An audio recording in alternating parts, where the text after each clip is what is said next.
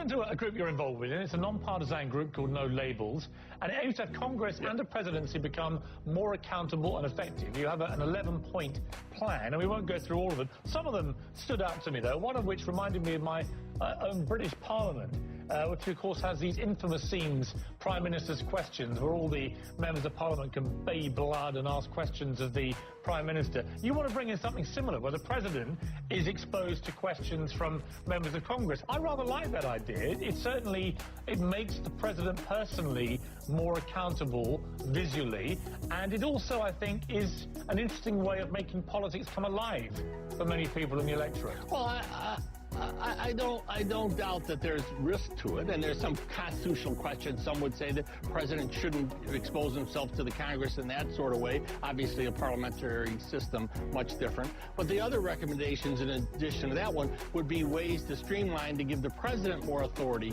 to go to Congress with twice a year specific legislation that would be co-sponsored by a bipartisan group of Democrats and Republicans, and have what's called a fast-track process to legislation voted on up or down, so we could avoid some of these long committee, terribly long processes that Congress goes through, and makes trying to deal with immediate problems almost impossible. Congress, both the Senate and the House, have become almost incapable of truly acting in a bipartisan way. We have some very serious problems over the next couple of years that our system has got to prove can deal with, or else the American people will continue this throwing everybody out whenever they get the chance.